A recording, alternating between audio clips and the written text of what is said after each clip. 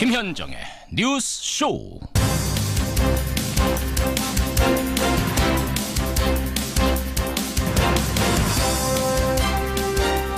애청자 여러분, 특히 포항 지역의 분들 밤사이 안녕하셨습니까? 지난밤에도 여진이 발생하면서 집으로 돌아가지 못하고 이틀째 대피소에서 밤을 지샌 분들이 많습니다. 게다가 오늘 비 소식이 있네요. 이 비가 그치고 나면 밤부터 기온이 뚝 떨어진다는데 이재민들의 마음고생 이래저래 더할까 걱정입니다.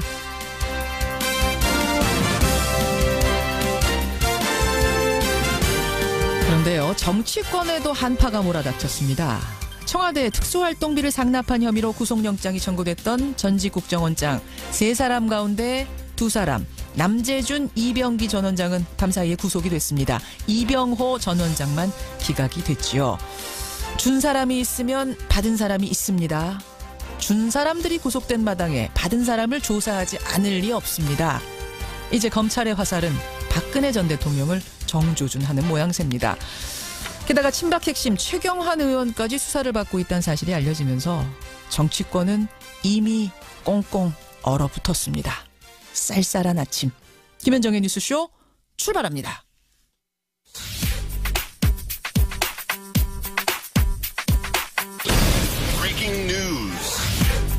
김현정의 뉴스쇼가 주목한 오늘의 포인트, 민경남 프로듀서 나와 있습니다. 어서 오세요, 민 PD. 안녕하세요. 오늘 첫 번째 포인트 뭐부터 볼까요? 박근혜의 턱밑입니다. 예, 국정원 특활비 상납 의혹. 제가 오프닝에서도 설명드렸습니다만 그 얘기죠? 간밤에 박근혜 정부 당시 3명의 국정원장 중에 남재준, 이병기 2명이 구속됐습니다. 예. 이병호 전 국정원장은 구속영장이 기각됐지만 대통령에게 특활비를 내라는 지시를 직접 받았다는 진술을 내놓은 상태입니다. 그렇죠. 또 친박의 핵심이죠. 자유한국당 최경환 의원이 경제부총리로 재직하던 당시에 국정원 특활비를 제공받은 의혹에 대해 검찰 수사 중인 것으로 전해집니다. 최경환 의원도 수사 중이다. 네. 그리고 안봉근 이재만 2 전직 청와대 비서관이 특활비를 상납받은 혐의로 구속이 된 상태죠. 그렇죠. 이 과정에서 이미 박근혜 전 대통령이 공범으로 적시된 상태입니다. 예. 검찰 수사가 점점 박근혜 전 대통령의 턱밑을 조여오는 모양새입니다. 그러니까 지금 국정농단으로 이미 재판을 받고 있는 건데 거기다가 국정원 특활비까지 추가 수사를 받아야 되는 이런 상황에 지금 놓인 겁니다. 그렇습니다. 예, 수사가 초일기에 들어갔다고 봐야겠네요. 다음 포인트는 뭡니까? 포항 고3들의 순환입니다. 여진이 밤사이에도 있었습니다. 이 포항 지역의 여진 계속되는 상황인데 과연 다음 주에 수능은 괜찮을까 이런 우려가 나오고 있죠. 네. 포항 시내 수능 고사장 14곳 중에 10곳에 균열이 발생해서 당국에서 안전점검 중이죠. 예. 김부겸 행정안전부 장관은 어제 포항 지역 수험생들이 인근 지역에서 시험을 볼 수 있게 하겠다고 말했습니다. 그러니까 이동을 해서 다른 곳에서 시험을 볼 수 있도록? 그렇습니다. 네, 하지만 교육당국에서 긴급 설문조사를 해본 결과 포항 지역 수험생들의 80% 이상은 여전히 포항에서 시험을 보기를 원한다고 합니다. 그렇죠. 상식적으로 생각을 해도 어떤 낯선 지역으로 가서 시험 본다는 게 이게 좋은 건 아니니까. 그렇죠. 좋을 리는 없으니까. 참 포항 지역 수험생들 상상도 못할 일 때문에 정말 마음고생이 심하겠네요. 그런데 이 와중에요. SNS에 포항 지역 수험생들 때문에 수능이 연기됐다는 비난이 올라와서 포항 지역 수험생들이 상처를 더욱 받고 있다는 소식도 전해집니다. 이런 또 어처구니 없는 이런 SNS까지 돌아다닙니까? 이거는 신경 안 써도 되겠습니다. 포항 지역 학생들 힘내시기 바랍니다. 다음 포인트 가죠. 일본은 사과하라입니다. 일본은 사과하라. 이거 우리가 많이 해온 얘기인데 왜 이야기가 지금 이 시점에 또 나온 거죠? 네, 국제사회 이야기입니다. 유엔 인권이사회에서 일본에 대해 일본군 위안부 문제에 성의 있는 사과를 하고 희생자에 대해서 보상하라는 권고를 내린 사실이 일본 교도통신을 통해 알려졌습니다. 유엔 인권이사회에서 권고를. 네, 이번 권고안에는 혐한 관련 혐오 발언에 대해서도 일본 내 대책이 미흡하다는 지적이 포함되어 있다고 합니다. 예, 일본은 답을 해야겠습니다. 여기까지 오늘의 포인트. 민경남 프로듀서 수고하셨습니다. 감사합니다. 포항 장성동의 한 필로티 건물은 건물을 떠받치고 있는 기둥이 지진의 엿가락처럼 힘없이 무너지며 폐쇄됐습니다. 여진이 계속 발생이 돼서 집에 있기가 너무 겁나서 전국 학교 시설물 10곳 중 8곳은 내진 기준을 충족하지 못한 것으로 파악됐습니다. 예, 그제 포항에서 발생한 지진의 여진이 계속되고 있습니다. 이런 가운데 어제 인터넷상에서는요. 우리 집 내진 설계 간편 조회 서비스라는 페이지가 꽤 오랫동안 실시간 검색어에 올라 있었습니다.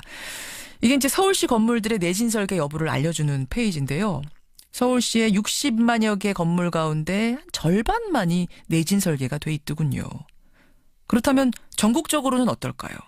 여러분이 사시는 그 집은 안전한 걸까요? 이분과 함께 짚어보죠. 한국지진공학회의 회원이세요. 건국대학교 인프라시스템공학과 이태영 교수 연결이 돼 있습니다. 이태영 교수님 안녕하세요. 네, 안녕하세요. 교수님 댁은 어떻게 내진 설계가 돼 있습니까? 지금 제가 살고 있는 집은 2002년에 지어져서요. 예. 내진 설계가 되어 있다고 봅니다. 그래요. 저도 어제 간편 조회 시범 서비스 들어가 봤는데 저는 확인이 어렵습니다. 이렇게 나오더라고요. 제가 사는 아파트는. 근데 이게 어떤 건물은 돼 있고 어떤 건물은 내진 설계가 안 돼 있고 기준이 뭡니까? 예, 그게 우리나라에서 1988년부터 건축물의 내진 설계를 도입을 했는데 그 당시에는 6층 이상 건물에 대해서 적용을 했어요. 88년에 예. 6층 이상 건물은 내진 설계를 해라. 네. 그리고 그게 이제 확대가 좀 되는 게 5층 이상으로 확대가 되는 게 2005년에 확대가 됐고 예. 그게 점차 3층 그리고 작년에 정주 지진 이후에 이제 2층 이상은 내진 설계를 하도록 규정이 좀 강화가 되고 있습니다. 그렇군요. 그러면은 88년 이전에 지어진 6층 이하 88년 이전에 지어졌거나 네. 88년이 넘어서도 6층 이하의 건물이면은 이 내진 설계가 안 돼 있을 가능성이 큰 거네요. 네, 5층까지는 내진 설계가 안 된 거죠. 그러네요. 네. 지금 들으시는 분들 중에 우리 집은 어떻게 되는 거지? 이것들 아마 파악하고 계실 텐데 지금 손으로 셈하고 계실 텐데 네. 전국적으로 실태가 파악된 게 있습니까?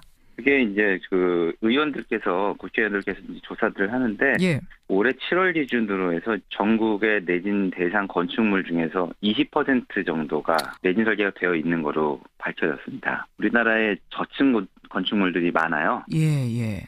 그래서 아까 말씀드린 것처럼 5층 이하의 건물들도 많았고 특히나 3층 이상을 포함한 거는 몇 년 안 되기 때문에 그러네요. 예, 이번에 포항에서 사고가 났던 필로티 건물, 빌라들 예.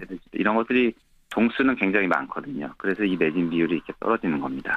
그러니까 이게 규정이 바뀐 후에 지었는데도 안 지켰다 그런 얘기가 아니라 이미 규정이 강화되기 전에 지어진 건물이 워낙 많다 보니까. 예, 맞습니다. 지금의 내진 설계 기준으로 보자면 지금 현재 기준으로 보자면 한 20%밖에 만족하는 게 없다. 네. 그래요. 일단 그럼 하나하나 좀 보죠. 지금 정도의 내진 설계 기준이면은 앞으로 지어질 건물들은 괜찮겠습니까? 아니면 더 강화해야겠습니까? 설계 기준 자체를 보면은 문제가 없습니다. 그러니까 지금 제시되어 있는 건축 구조 기준에 맞춰서 설계를 한다면 예. 건축물의 규모와 상관없이 문제가 없어요. 지진이 와도. 지금 정도의 기준이면은 상당히 강화가 돼 있다. 예, 기준 자체는 선진국 수준으로 저희가 되어 있기 때문에 그래요. 그대로 설계하고 그대로 시공한다면 문제가 없습니다. 자, 그러면 이미 기존에 지어진 건물들 말씀하신 대로 80%가 다 그렇게 강화된 내진 기준에 맞춰져 있지 않는데 이 건물들은 어떻게 합니까? 그런 것들이 이제 내진 보강이라는 걸 해야 되는데요. 예. 내진 성능을 평가해서 지금 기준보다 어느 정도 모자르다 이런 것들을 파악을 하는 절차가 있거든요. 아하. 그래서 그 부족한 것들이 발견이 되면 예. 그 부족한 부분을 보완해 줄 수 있는 내진 보강 공사를 해야 됩니다. 내진 보강 공사 이게 가능한 거예요? 그게 기술이 있고요. 그런 것들이 연구가 많이 돼서 실제로 예를 들면 우리나라 지금 학교 건물 같은 것들은 내진 보강 공사를 꽤 진행을 하고 있어요. 그래요. 예. 자, 학교 얘기가 나왔으니까 학교 건물 얘기부터 좀 풀어가 보죠, 그러면. 네. 이번에 크게 이슈가 된 게 이제 두 가지 정도입니다. 오늘 다 짚어볼 수는 없을 테니까요. 한 두세 가지 정도가 이슈가 크게 논란이 됐는데 하나가 학교 건물, 하나가 필로티 구조. 여기들이 크게 주목을 받았습니다. 이번에 대학교 외벽 무너진 것들 동영상 보고 많이들 놀라셨을 테고 또 고등학교의 건물 균열 발생한 것들도 많이 보셨을 거예요. 근데 우리가 학교를 특히 이번에 주목을 해서 그런 건가요? 아니면 실제로 학교 건물이 다른 건물들에 비해서 내진율이 떨어지는 건가요? 실제로 아까 전국적으로 20% 정도가 내진 설계가 되어 있다고 말씀을 드렸는데 예. 학교 건물만을 보면은 약 25% 정도가 내진율을 보유하고 있어요. 그러면 뭐 평균이나 비슷비슷하네요.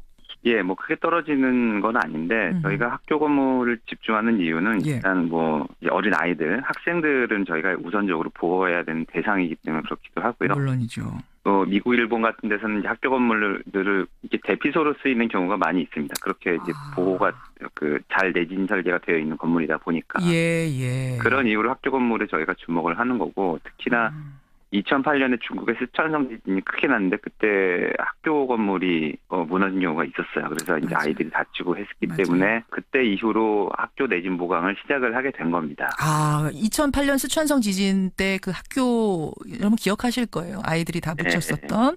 그런데도 아직도 25% 수준밖에 안 됐어요. 비용이 많이 듭니다.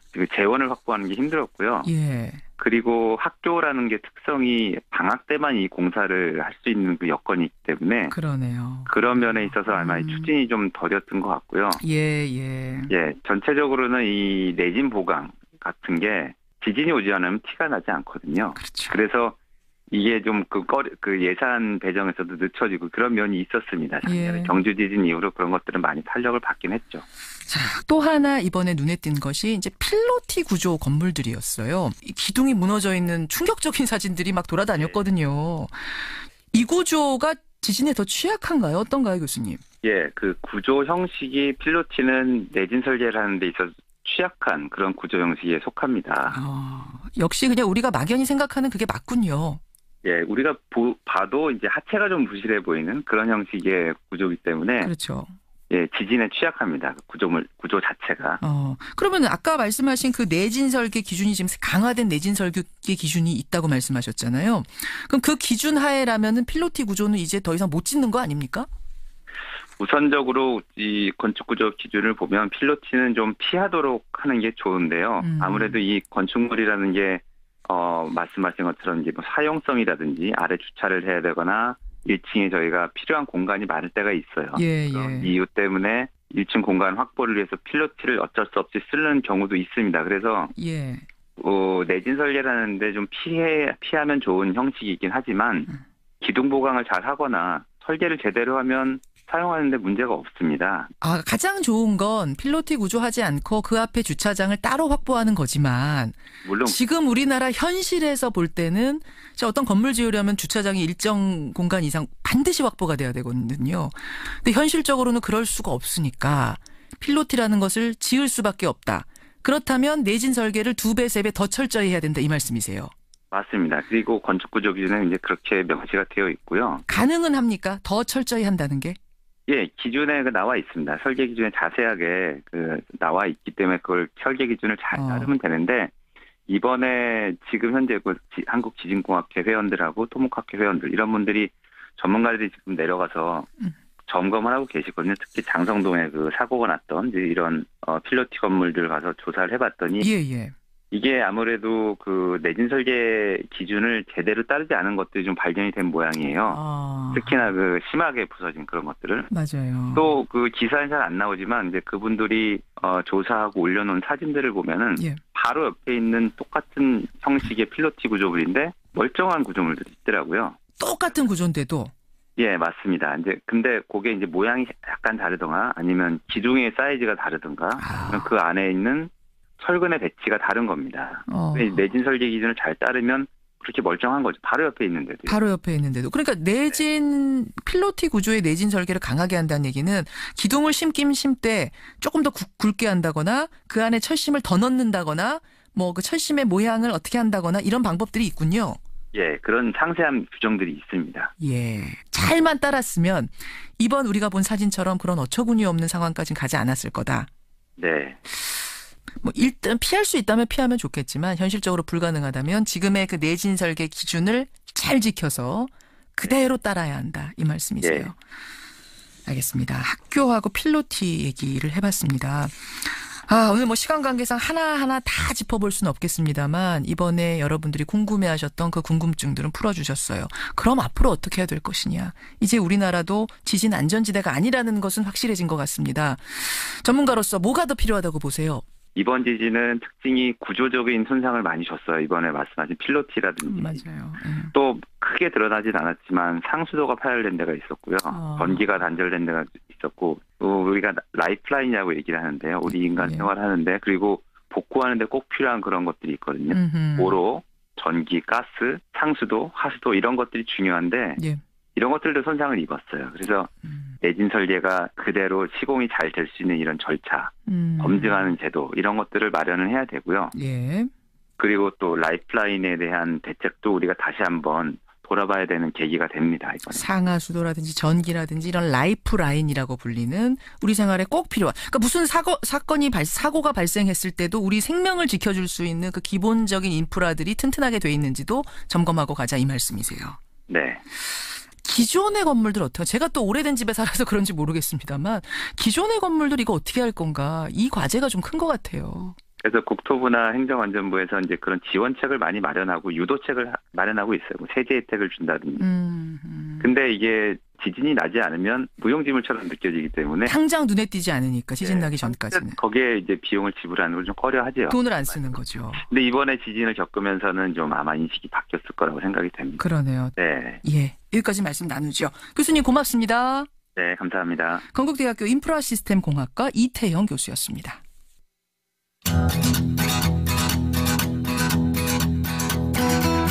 김현정의 뉴스쇼는 청취자 여러분의 참여로 이루어집니다. 트위터, 페이스북, 레인보우 게시판, 그리고 단문 50원, 장문 100원의 유료 문자 샵 1212, 우물정 1212 통해 참여하실 수 있습니다. 김현정의 뉴스쇼, 여러분과 함께 만듭니다.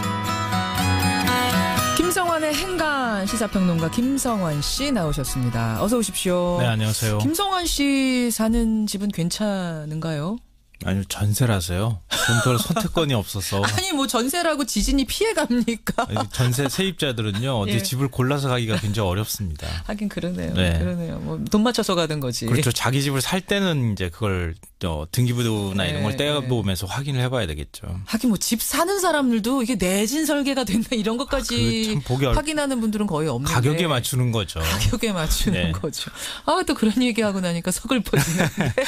행간 뭐 가지고 오셨습니까? 네, 엊그제 포항에서 규모 5.4의 지진이 발생하지 않았습니까? 예. 그래서 한반도 전체가 흔들거렸는데요. 예. 그런데 어제 정치권에도 역대급 지진이 일어났습니다. 현직 청와대 정무수석인 전병헌 전 의원이 비리 혐의로 자진 사퇴를 했고요. 예. 친박 실세인 자유한국당 최경환 의원은 국정원 특수활동비 1억 수수 혐의로, 당 중진인 오선의 원희철 의원은 불법 정치자금 수수 혐의로 검찰 수사를 받고 있다는 사실이 확인됐습니다. 그렇죠. 정치권 뒤흔들고 있는 포항 지진보다 훨씬 더 무서운 사정 지진, 이 뉴스의 행간을 좀 살펴볼까 합니다. 저는 아까 전에 정치권의 한파라고 표현을 했는데 네. 김성환 씨는 지진으로 표현을 하시는군요. 그런데 이 정치인들의 공통적인 특징은 모두 다 억울하다. 네. 난 돈 받은 적 없다. 혐의 전면 부인이라는 게 공통점이죠. 네, 맞습니다. 이 전병헌 정무수석이 자진 사퇴하면서 기자회견을 했죠. 제 과거 비서들의 일탈행위는 송구하지만 예. 어떤 불법 행위에도 가담하지 않았다. 난 결백하다. 이렇게 억울함을 호소했습니다. 예, 예. 이 최경환 의원도 마찬가지인데요. 오늘 언론 인터뷰 하면서 나온 말이 있는데 전혀 그런 사실이 없다. 만약 사실이라면 동대구역 앞에서 할복 자살하겠다. 이렇게 얘기했습니다. 최경환 의원이 이런 표현까지 했어요. 네. 할복 자살하겠다. 네, 불법 정치자금을 수수한 혐의를 받고 있는 원유철 의원 역시 반응이 좀 비슷한데요. 예.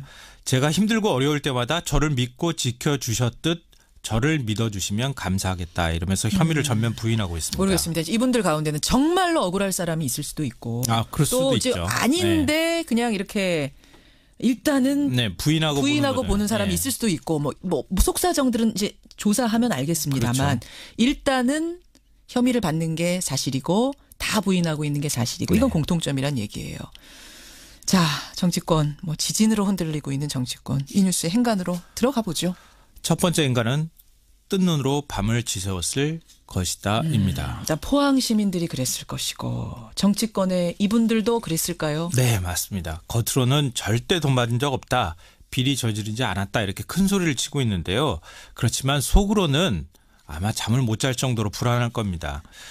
왜냐하면요. 지금 이미 포항처럼 집이 무너지기 일보 직전이라는 사실을 직감하고 있을 겁니다. 정치 생명이 끝날 수도 있다는 생각을 할 것 같은데요. 아니 아직 검찰 수사가 시작이 안 된 경우도 있지 않아요? 왜냐하면요. 전병헌 전 수석을 얘기하면 예. 검찰이 아무리 간이 커도 현직 청와대 정무수석을 수사한다. 그리고 피의자 신분으로 소환 통보를 한다. 이거 웬만한 자신감 아니면 안 되거든요. 그만큼 혐의 입증을 자신하고 있다 이런 얘기가 될 수 있고요. 현직이었던 사람에 대해서 그 정도 그러니까 내주 초에 지금 소환한다는 건데 살아있는 권력을 건드리는 거거든요. 이건 뭔가 증거 확보가 지금 됐다는 네. 자신감이 있는 걸 거다. 네, 그렇습니다. 그리고 가장 든든한 버팀목이 어디입니까? 청와대잖아요. 청와대죠. 청와대 반응도 좀 싸늘합니다. 지금. 어떻게요? 오히려 임종석 비서실장이 예. 적절한 판단을 내리시라 그동안 여러 차례 자진 사퇴를 종용했다고 합니다. 전 수석을 향해서. 네. 최경환 의원도 마찬가지인데요. 자신이 한때 주군으로 모셨던 박근혜 전 대통령 뭐 구속 상태이죠. 그렇죠. 그리고 박근혜 정권 시절 최고 실세로 군림을 했습니다. 예. 그런데 지금은 친박계에 대한 당내 시설이 아주 싸늘합니다. 그러니까 우군이 별로 없다는 얘기예요. 그래요. 그러니까 만약에 이 상태에서 특활비를 받았다고 하는 사실이 확인됐다. 그러면 진짜 정치 생명 끝나는 겁니다. 원유철 의원도 마찬가지인데요. 이 검찰이 5선의 국회의원 지옥구 사무실을 압수수색하면서 이거 공개 수사한다는 건 그만큼 혐의 입증에 자신감이 있다는 얘기입니다. 원유철 의원 5선입니다, 여러분. 네. 예. 그러니까 그냥 뭐 2, 3선도 아니고 5선이기 때문에 보통 국회의장쯤 되면 한 7선 정도 되면 되거든요. 맞아요. 이건 대단한 자리입니다. 그런데 이렇게 검찰이 압수수색을 공개적으로 했다는 것은 역시 마찬가지로 혐의 입증에 자신을 하고 있다는 얘기가 될 수 있습니다. 뭐 항상 다 그랬던 건 아니에요. 항상 다 물론 그랬던 건 나중에 가서는 아니지만 이제 이제 보편적으로 보면은 그렇지 않았겠는가. 예, 그래서 지금 두려움에 떨고 떨 수밖에 밤잠을 없다. 이루지 못했을 것이다라는 얘기입니다. 두 번째 행간 뭡니까? 두 번째 행간은 이거는 전진에 불과할 수 있다입니다. 요즘 뭐 전진, 본진, 후진, 여진 이런 얘기들 하는데 예. 전진에 불과할 수 있다고요? 포항도 뭐 더 큰 지진이 일어날 수 있다 이렇게 경고가 나오고 있는데요. 혹시 지금 이 지진이 전진 아니냐 이 얘기가 전문가들 사이에 나오죠. 네. 정치권에도 조만간 규모 7.0 아니 그 이상의 초대형 지진이 일어날 수 있다는 얘기입니다. 그만큼 쌓인 응력이 크다는 얘기가 될 수 있는데요. 왜냐하면요. 강원랜드 채용 비리하고 선거법 정치자금법 위반 혐의로 검찰 수사를 받거나 재판 중인 자유한국당 의원이 10명 안팎입니다. 그래요. 여기에 최경환 의원의 특활비 의혹까지 터져버렸거든요. 예. 그러니까 정말 친박 중에서 최경환 의원 혼자만 이런 거 받았을까요? 자칫하면 최경환 발 특활비 의혹이 정치권 전체로 번질 수도 있는 상황입니다. 예. 여기에 살아있는 권력인 청와대 정무수석까지 검찰 사정권에 들어갔습니다. 예. 만약에 이 모든 게 한꺼번에 터져나온다? 이거는 지금 나오는 상황은 전진에 불과할 수도 있습니다. 박지원 전 대표, 국민의당 박지원 전 대표가 페이스북에 어제 국정농단 댓글에 이어서 총체적으로 비리사찰 공화국이 되어간다 이렇게 표현까지 했습니다. 물론 이게 부정적인 표현일 수도 있지만 사찰 국면이 시작됐다고 얘기하고 있다고도 볼 수 있을 것 같습니다. 마지막 행간 뭔가요? 마지막 세 번째 행간은 언제 어디서 지진이 일어날지 아무도 예측할 수 없다 이겁니다. 지진이 무서운 건 정말 언제 일어날지 모르기 때문에 무서운 건데. 네, 맞아요. 지금 정치권 지진도 그렇다고 보시는 거예요? 네. 그러니까 보통 박근혜 정부 시절에도 그렇지만 검찰총장이나 더 법무부 장관을 통해서 검찰 수사 상황이 보고가 됐어요. 청와대로. 예. 그런데 이번 정부에서는 그런 게 없다고 합니다. 그렇죠. 오히려 문무일 검찰총장이 수사 기밀을 유출하는 검찰은 각오해라 이렇게 엄포를 놨다고 합니다. 그리고 청와대에서도 조국 민정수석이 항상 그랬잖아요. 우리는 간섭 안 한다. 네. 독립적으로 운영될 거다. 그리고 지금 이 이름이 거명되는 의원들이요. 뭔가 기획사정을 해서 나왔다기보다는 뭐 전 보좌관의 변호사비 대남 요구, 롯데홈쇼핑 재승인 로비, 뭐 국정원 특수활동비 수사하다가 걸려 나온 거예요. 맞아요. 한마디로 검찰의 칼날이 어디로 향할지 아무도 모른다는 겁니다. 그러니까 검찰발 사정 칼날이 이전보다 훨씬 더 무서운 건 기획하지 않고 걸리면 걸리는 대로 휘두르기 때문일 겁니다. 그 부분이죠. 그렇죠. 청와대도 지금 간섭하지 않고 있다는 그렇죠. 사실. 여기까지 오늘의 행간 김성환 씨 수고하셨습니다. 네, 고맙습니다. 포항 장성동의 한 필로티 건물은 건물을 떠받치고 있는 기둥이 지진의 엿가락처럼 힘없이 무너지며 폐쇄됐습니다. 여진이 계속 발생이 돼서 집에 있기가 너무 겁나서 전국 학교 시설물 10곳 중 8곳은 내진 기준을 충족하지 못한 것으로 파악됐습니다. 그제 포항에서 발생한 지진의 여진이 계속되고 있습니다. 이런 가운데 어제 인터넷상에서는요. 우리 집 내진 설계 간편 조회 서비스라는 페이지가 꽤 오랫동안 실시간 검색어에 올라 있었습니다. 이게 이제 서울시 건물들의 내진 설계 여부를 알려주는 페이지인데요. 서울시의 60만여 개 건물 가운데 절반만이 내진 설계가 돼 있더군요. 그렇다면 전국적으로는 어떨까요? 여러분이 사시는 그 집은 안전한 걸까요? 이분과 함께 짚어보죠. 한국지진공학회의 회원이세요. 건국대학교 인프라시스템공학과 이태영 교수 연결이 돼 있습니다. 이태영 교수님 안녕하세요. 네, 안녕하세요. 교수님 댁은 어떻게 내진 설계가 돼 있습니까? 지금 제가 살고 있는 집은 2002년에 지어져서요. 예. 내진 설계가 되어 있다고 봅니다. 그래요. 저도 어제 간편 조회 시범 서비스 들어가 봤는데 저는 확인이 어렵습니다. 이렇게 나오더라고요. 제가 사는 아파트는. 근데 이게 어떤 건물은 돼 있고 어떤 건물은 내진 설계가 안 돼 있고 기준이 뭡니까?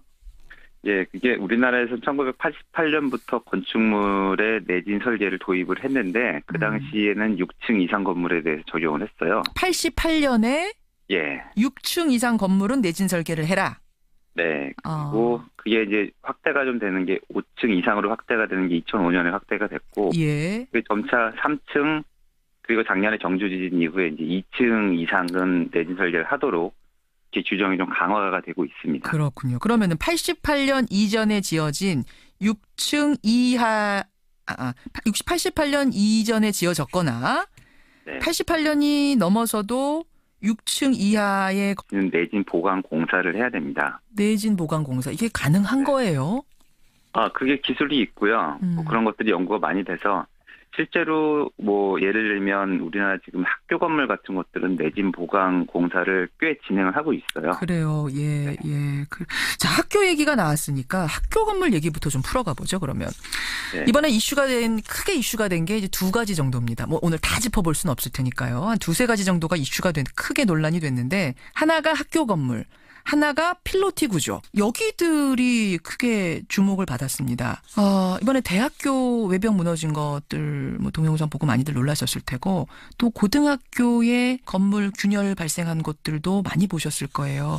근데 우리가 학교를 특히 이번에 주목을 해서 그런 건가요? 아니면 실제로 학교 건물이 다른 건물들에 비해서 내진율이 떨어지는 건가요? 실제로 아까 뭐 전국적으로 20% 정도가 내진 설계가 되어 있다고 말씀을 드렸는데 예. 학교 건물만을 보면은 약 25% 정도가 내진율을 보유하고 있어요. 그러면 뭐 평균이나 비슷비슷하네요. 예, 뭐 크게 떨어지는 건 아닌데 저희가 학교 건물을 집중하는 이유는 일단 뭐 어린 아이들, 학생들은 저희가 우선적으로 보호해야 되는 대상이기 때문에 그렇기도 하고요. 물론이죠. 미국, 일본 같은 데서는 이제 학교 건물들을 이렇게 대피소로 쓰이는 경우가 많이 있습니다. 그렇게 이제 보호가 잘 내진 설계가 되어 있는 건물이다 보니까. 예. 그런 이유로 학교 건물에 저희가 주목을 하는 거고 특히나 2008년에 중국의 스촨성 지진이 크게 났는데 그때 학교 건물이 무너진 경우가 있었어요. 그래서 이제 맞아요. 아이들이 다치고 했기 맞아요. 때문에 그때 이후로 학교 내진 보강을 시작을 하게 된 겁니다. 2008년 스촨성 지진 때 그 학교 여러분 기억하실 거예요. 아이들이 다 묻혔었던. 그런데도 아직도 25% 수준밖에 안 됐어요. 비용이 많이 듭니다. 재원을 확보하는 게 힘들었고요. 예. 그리고 학교라는 게 특성이 방학 때만 이 공사를 할 수 있는 그 여건이 있기 때문에 그러네요. 그런 면에 있어서 아마 추진이 좀 더뎠던 것 같고요. 예. 전체적으로는 이 내진 보강 같은 게 지진이 오지 않으면 티가 나지 않고 끊어집니다. 최경환 의원도 수사 중이다. 네. 그리고 안봉근 이재만 두 전직 청와대 비서관이 특활비를 상납받은 혐의로 구속이 된 상태죠. 그렇죠. 이 과정에서 이미 박근혜 전 대통령이 공범으로 적시된 상태입니다. 예. 검찰 수사가 점점 박근혜 전 대통령의 턱밑을 조여오는 모양새입니다. 그러니까 지금 국정농단으로 이미 재판을 받고 있는 건데 거기다가 국정원 특활비까지 추가 수사를 받아야 되는 이런 상황에 지금 놓인 겁니다. 그렇습니다. 예, 수사가 뭐 초읽기에 들어갔다고 봐야겠네요. 다음 포인트는 뭡니까? 포항 고3들의 순환입니다. 여진이 밤사이에도 있었습니다. 이 포항 지역의 여진 계속되는 상황인데 과연 다음 주에 수능은 괜찮을까 이런 우려가 나오고 있죠. 네, 포항시 내 수능 고사장 14곳 중에 10곳에 균열이 발생해서 당국에서 안전점검 중이죠. 예. 김부겸 행정안전부 장관은 어제 포항 지역 수험생들이 인근 지역에서 시험을 볼 수 있게 하겠다고 말했습니다. 그러니까 이동을 해서 다른 곳에서 시험을 볼 수 있도록. 그렇습니다. 네, 하지만 교육당국에서 긴급 설문조사를 해본 결과 예. 포항 지역 수험생들의 80% 이상은 여전히 포항에서 시험을 보기를 원한다고 합니다. 그렇죠. 상식적으로 생각을 해도 어떤 낯선 지역으로 가서 시험 본다는 게 이게 좋은 건 아니니까. 그렇죠. 좋을 리는 없으니까. 아, 참 포항 지역 수험생들 상상도 못할 일 때문에 정말 마음고생이 심하겠네요. 그런데 이 와중에요. 이 SNS에 포항 지역 수험생들 때문에 수능이 연기됐다는 비난이 올라와서 포항 지역 수험생들이 상처를 더욱 받고 있다는 소식도 전해집니다. 뭐 이런 또 어처구니 없는 이런 SNS까지 돌아다닙니까? 이거는 신경 안 써도 되겠습니다. 포항 지역 학생들 힘내시기 바랍니다. 다음 포인트 가죠. 일본은 사과하라입니다. 일본은 사과하라. 이거 우리가 많이 해온 얘기인데 왜 이야기가 지금 이 시점에 또 나온 거죠? 네, 국제사회 이야기입니다. 유엔 인권 이사회에서 일본에 대해 일본군 위안부 문제에 성의 있는 사과를 하고 희생자에 대해서 보상하라는 권고를 내린 사실이 일본 교도통신을 통해 알려졌습니다. 유엔 인권 이사회에서 권고를. 네, 이번 권고안에는 혐한 관련 혐오 발언에 대해서도 일본 내 대책이 미흡하다는 지적이 포함되어 있다고 합니다. 예, 일본은 답을 해야겠습니다. 여기까지 오늘의 포인트. 민경남 프로듀서 수고하셨습니다. 감사합니다. 건물이면은 이 내진 설계가 안 돼 있을 가능성이 큰 거네요. 네, 5층까지는 내진 설계가 안 된 거죠. 그러네요. 지금 들으시는 분들 중에 우리 집은 어떻게 되는 거지? 이것들 아마 파악하고 계실 텐데 지금 손으로 셈하고 계실 텐데 네. 전국적으로 실태가 파악된 게 있습니까? 그게 이제 그 국회의원들께서 이제 조사들을 하는데 예. 올해 7월 기준으로 해서 전국의 내진 대상 건축물 중에서 20% 정도가 내진 설계가 되어 있는 거로 밝혀졌습니다. 우리나라에 저층 건축물들이 많아요. 예. 그래서 뭐 아까 말씀드린 것처럼 5층 이하의 건물들도 많았고 특히나 3층 이상을 포함한 거는 몇 년 안 되기 때문에 그러네요. 예, 이번에 뭐 포항에서 사고가 났던 뭐 필로티 건물, 뭐 빌라들 예. 이런 것들이 동수는 굉장히 많거든요. 그래서 이 내진 비율이 이렇게 떨어지는 겁니다. 그러니까 이게 규정이 바뀐 후에 지었는데도 뭐 안 지켰다 그런 얘기가 아니라 이미 규정이 강화되기 전에 지어진 건물이 워낙 많다 보니까. 예, 맞습니다. 지금의 내진 설계 기준으로 보자면, 지금 현재 기준으로 보자면 한 20%밖에 만족하는 게 없다. 네. 그래요. 일단 그럼 하나하나 좀 보죠. 지금 정도의 내진 설계 기준이면은 앞으로 지어질 건물들은 괜찮겠습니까? 아니면 더 강화해야겠습니까? 설계 기준 자체를 보면은 문제가 없습니다. 그러니까 그 지금 제시되어 있는 건축 구조 기준에 맞춰서 설계를 한다면 예. 건축물의 규모와 상관없이 문제가 없어요. 지진이 와도. 지금 정도의 기준이면은 상당히 강화가 돼 있다. 예, 기준 자체는 뭐 선진국 수준으로 저희가 되어 있기 때문에 그래요. 그대로 설계하고 그대로 시공한다면 문제가 없습니다. 자, 그러면 이미 기존에 지어진 건물들 말씀하신 대로 80%가 다 그렇게 강화된 내진 기준에 맞춰져 있지 않는데 이 건물들은 어떻게 합니까? 그런 것들이 이제 내진 보강이라는 걸 해야 되는데요. 예. 내진 성능을 평가해서 지금 기준보다 어느 정도 모자르다 이런 것들을 파악을 하는 절차가 있거든요. 아하. 그래서 그 부족한 것들이 발견이 되면 예. 그 부족한 부분을 보완해 줄 김현정의 뉴스 쇼.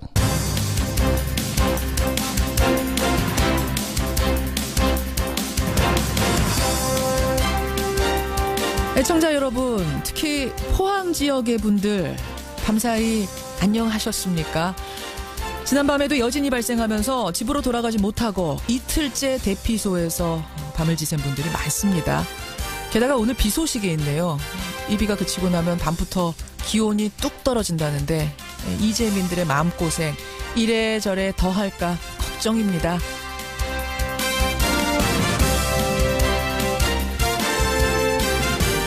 그런데요, 정치권에도 한파가 몰아닥쳤습니다. 청와대 특수활동비를 상납한 혐의로 구속영장이 청구됐던 전직 국정원장 3사람 가운데 2사람, 남재준, 이병기 전 원장은 밤사이에 구속이 됐습니다. 이병호 전 원장만 기각이 됐지요. 준 사람이 있으면 받은 사람이 있습니다. 준 사람들이 구속된 마당에 받은 사람을 조사하지 않을 리 없습니다. 이제 검찰의 화살은 박근혜 전 대통령을 정조준하는 모양새입니다. 게다가 친박 핵심 최경환 의원까지 수사를 받고 있다는 사실이 알려지면서 정치권은 이미 꽁꽁 얼어붙었습니다. 쌀쌀한 아침, 김현정의 뉴스쇼 출발합니다.